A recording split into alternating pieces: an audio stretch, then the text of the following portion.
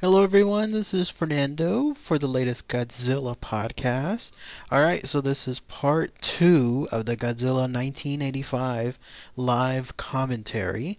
So we're going to start now where I just left off. If you're on the Meta Cafe link, which again I've included below, check it out, bring it up, and then go to around 1925 or so, 19 minutes 25 seconds, and then that's where basically I dropped off. It's the scene where the Prime Minister is again being told about the latest news of Godzilla, the Japanese Prime Minister, and that's where we'll start. So go ahead, bring it up, and then I will move forward now. Alright, so again, he's being told about the information about the latest Godzilla attack, and of course, showcasing all the seriousness associated with this dreadful news. They're at the point now where they still really can't release much info yet, but he's changing his mind. You can see the clockwork essentially is going on in his head. Now the news information is picking up some more with regards to what's happening with these attacks, whatever they are.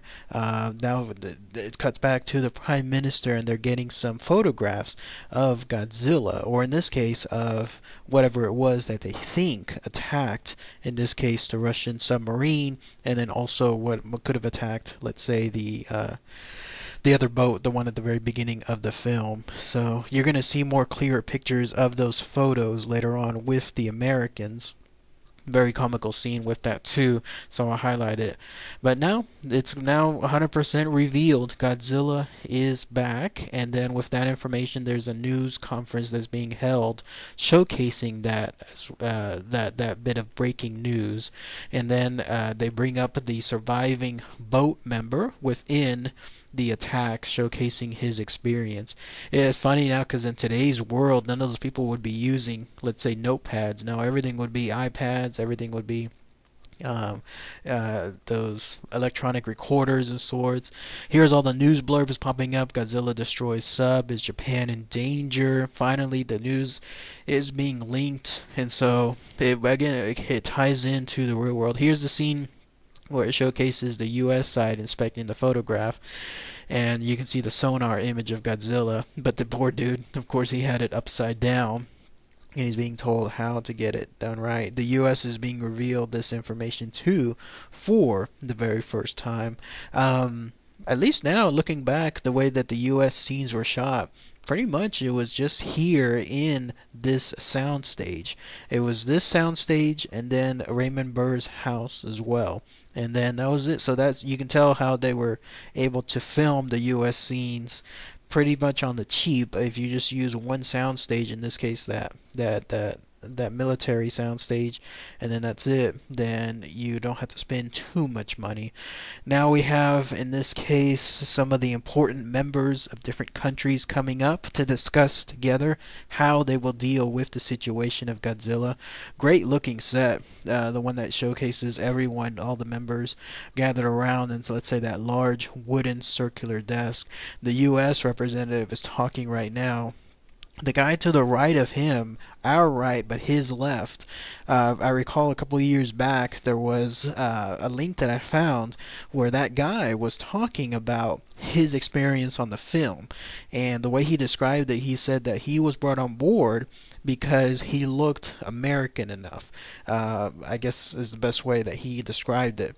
And whenever he, at the time the movie came out, was still there in Japan, and they were able to I guess the film was broadcasting throughout the country, he was being recognized with regards to his appearance. He basically was on there for a couple of seconds, but here he was being recognized at the height of this film. And I think he recalled, if I recall correctly, he said something about like he was at a gas station.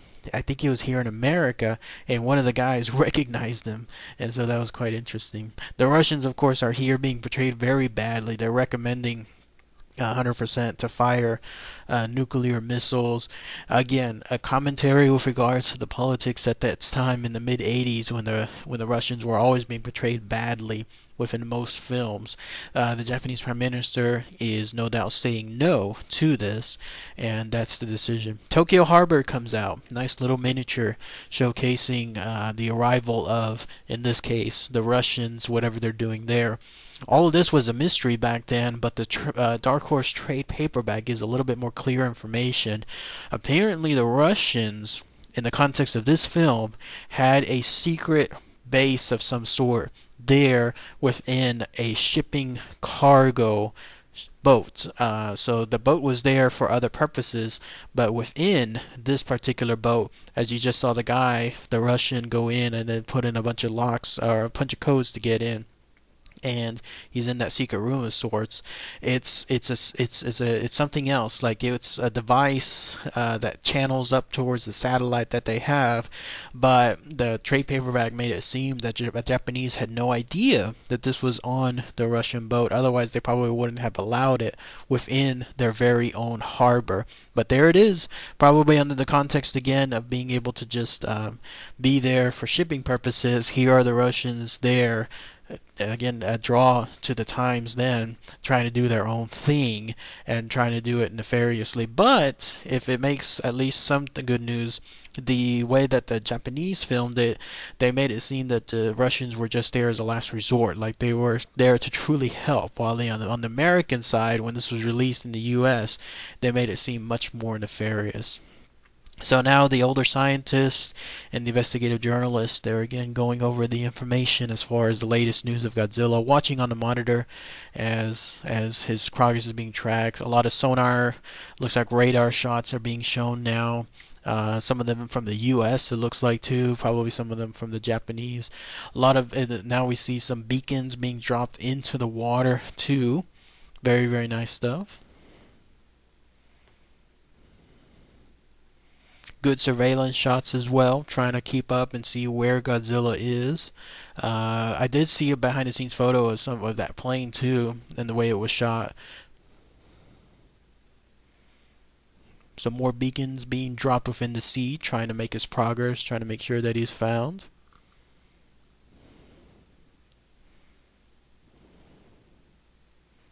Now comes one of my most favorite scenes. There's the ominous shot of the foggy marsh, in this case the swampland. Very eerie, very quiet. All you see is the birds reacting to something. They start flying away. I don't know if this was evening or dusk, but in this case, something large, very, very large, suddenly comes out. Point of view, great shot by the way, whoever decided to do the point of view of Godzilla. But it comes out of that foggy marsh and then starts marching towards something. And as the fog departs, you see that it's a nuclear power plant. Great miniatures, by the way, too. The work that was done on this was first class, state of the art. This freaked me out as a kid. The guy's wondering what those ominous things are, the footsteps are, and then to his horror, he sees this. Like his jaw opens wide, he falls down. And it's because it's the fear that we all have whenever we hear gigantic footsteps. Obviously not happening, but if we were to hear it and we see something like this come across us, you would know there's nothing we can do. Here's the glory shot of Godzilla in his prime, and then with those beautiful, beautiful eyes, the ones that are the trademark of the Godzilla 1985 model. This draws upon the dread, that fear that we have, because here he is pretty much killing this poor guy, stepping on him, and it's because you can do nothing. There's nothing you can do at that point. Great shot, by the way, too, of Godzilla coming across that nuclear plant with the real people on the bottom running away from him. I wish a lot of the other Godzilla films did that, where they would superimpose real locations with Godzilla in the background. This movie took advantage of it beautifully. Some of the Cybot shots, by the way, too, are being introduced here. Cybot was the, I guess, name given to the Godzilla 20-foot, 30-foot model robot. It was introduced here within this film with lots of fanfare to showcase all the beautiful detail. So all the close facial shots that you see of Godzilla roaring, those are of the Cybot. The Cybot is still around today, apparently. It was introduced a couple years back at some show. I had a link to it on my blog at one point, and it showcased the Cybot still in operation. It was not moving around too much, but it was still around. Godzilla is now knocking down the power plant, stepping on things, trying to reach that source. These poor guys, all of course, being crushed in their mercy at the mercy of Godzilla. So that Cybot is still in existence. I don't know where it's at now, but it was introduced at a show of some sort. Godzilla stomping in, more beautiful shots again of real people superimposed in front of of what Godzilla is doing, which adds to the realism. Nowadays, at least before the Godzilla Final Wars finished, all the shots were always of just the regular miniatures, nothing that you would see like the real people behind them. Just like this one, like with the scientists, the journalists, and the guy from the boat coming up to Godzilla. What a great shot. Beautiful stuff. Because there they are, Godzilla's in his full rampage in the background, and then you see how tiny they are compared to him. So they're testing out the newer model, whatever that thing is, with regards to the, I guess, signal that the scientists were working on. Godzilla is reaching down into the reactor, much to their horror, wondering what's going on. Um, it's interesting too to realize that if that were to happen now, it would be kind of hard for them to not, at least Toho Studios, to not acknowledge like what happened in Japan, in this case with the tsunami, because once that stuff reaches the nuclear plant, let's say that stuff is destroyed, then there's all that radioactive fallout. Here in this case, nothing like that is shown. Obviously, this is a movie, but still. So Godzilla is basically siphoning all that radioactive power coming from that plant, and it lights up his dorsals. It's one of those things that this film introduced for the first time. I don't recall this being in any of the other earlier films, that he can draw off power.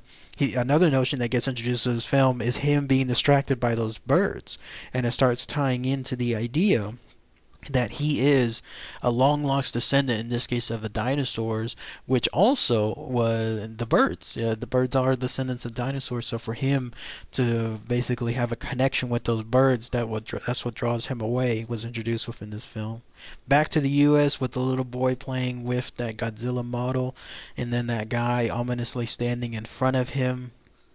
That boy, by the way, the Godzilla 1985 IMDb link has him as a link as well, like the actor. I think he did a couple of films afterward from this, but that was about it. But interestingly enough, you can click on his name, and he has more links. Raven Bird just came on board, started talking to that guy. He's being introduced to the idea that Godzilla is officially back and that they need his help on this.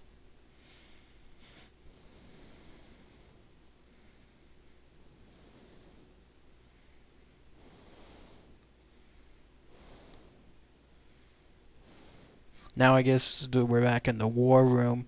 On the Japanese side, what their version is. There's a great scene that's later on within the film where Godzilla is stepping over the ground, because this war room is presumably underground, but Godzilla stepping over them, and you hear those ominous shots, the footsteps, and when that happens, then you hear the footsteps thumping straight over them with the lights going on and off simultaneously with Godzilla's footsteps, and it's gonna seem like that Cloverfield movie is gonna have a shot of that too. The Godzilla shots from the Cybot movie. Now, those shots, by the way, are pretty cool because they were taken by, in this case, the investigative journal, but at least in the context of the making of the film, it's from the Cybot model. I always wondered, like, whatever happened to those photographs. If someone has them, probably someone in their collection, like the ones used in this film, that would be so cool to find out, so cool to know, because it's one thing with regards to collecting, let's say, memorabilia from films that are just copies, but to collect the actual originals, the stuff within the film. Here's another thing that was introduced within the film too, that was the first of its kind. It's the idea again that they're examining Godzilla's brain. I don't recall anything like that happening within some of the previous films too. So here he is, like they're actually trying to analyze, decipher, trying to see what makes Godzilla tick. And they start finding out, of course, that he's in this case related more so to the birds than they realize.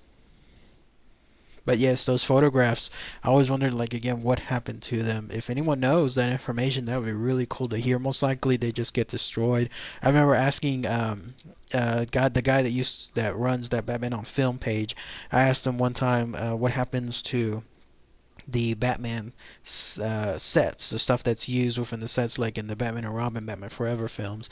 And then because he knows the inside information, he says basically they just get destroyed. Everything that you see there just gets either reused in other films, or if not, it just gets destroyed. They don't get stored anywhere unless there are plans to reuse them later on. Otherwise, it's too expensive to store them outright. And so it's much easier to just recycle the materials or just flat out destroy them. So most likely these photographs are long gone. Now these shots here are the ones where you have some of the other scientists coming up to some of the volcanoes and starting to study them. As a kid, I had no idea again what was happening, but in this case, they were making. I don't know if still someone has to point me out if this at this point in the film, if they were already thinking of the volcano as a way to trap Godzilla, or if this was just pure coincidence, like these shots, like they were just people on their own trying to see what was happening in this case with volcanoes. But otherwise it looks like it's definitely going to tie in afterward to the ending of Godzilla 1985. There's the infamous hot spot that is the Godzilla's final resting point. And yes, so I did answer my question. Yes, they obviously were thinking about making sure that, yeah, that they would have a way to trap Godzilla, at least in the context of a volcano, where he was born or in this case from his hibernation, where he was reborn, to now essentially being a new resting point for him, with the main scientists trying to make sure that that idea is being put forth. But as another nice nod to realism within this film, because this would happen in real life, you would have some factions within a department state, let's try something without warfare, let's try something without collateral damage, let's see if we can get this thing done, I guess, on a more peaceful side, which in this case is the scientist's approach to the volcano. And then you would have others that would be saying, no, let's see if we can just do outright carte blanche, scorched earth approach, where you have 100% obliteration of Godzilla, but if it takes out Tokyo as well, then that's a bad thing. Now there are some of the archival shots of the Godzilla King of Monsters film from the original film being mixed in. They're being watched by the U.S. side, the military personnel. Some of the great looking scenes from the original film, showcasing the Godzilla puppet that was used at the time. The new Godzilla film, by the way, the one that's being introduced sometime later this year, that new model of Godzilla definitely harks on and pays tribute to the Godzilla model from the King of the Monsters. So great way to bring back that too. Here you have the U.S. personnel, they're arguing amongst one another, and then Raymond Burr is being introduced as yet another side to talk about. He's probably, I guess, the counterpart that's here on the U.S. that the Japanese scientist is, because you would have on the Japanese side the other ones again arguing for warfare and dropping or trying to fight more of a military approach. But here, in this case, on the U.S. side, you have Raymond Burr trying to make sure and let them know, Godzilla is just a force of nature. Best thing is to try to just steer him away from, in this case, any kind of cities. And then you have them arguing instead for and making sure that they could try more conventional warfare, including up to the point of, let's say, nuclear bombs. That's why that scene earlier where the Japanese Prime Minister was meeting with the U.S., that U.S. head of state and the Russian head of state, both of them were arguing for those nuclear warheads being used, but he was not. He was definitely stating that no, we're not going to have that option given. It's a great political context commentary with regards to how the real world would work.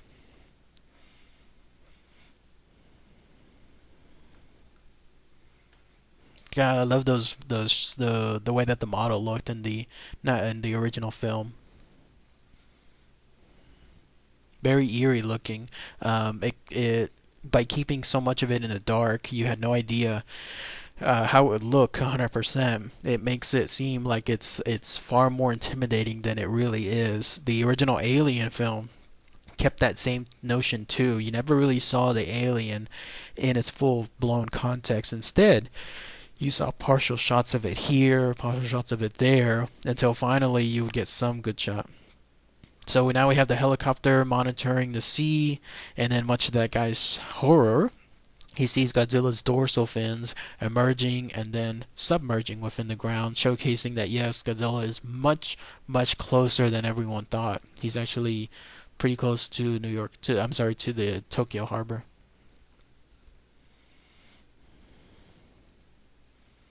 All right, I'm gonna go ahead and I'll stop it at this point now. So be on the lookout for part three, which will be a great part because finally it'll be Godzilla coming across Tokyo itself and then causing so much damage. So be on the lookout for that. Thanks, everybody. Take care.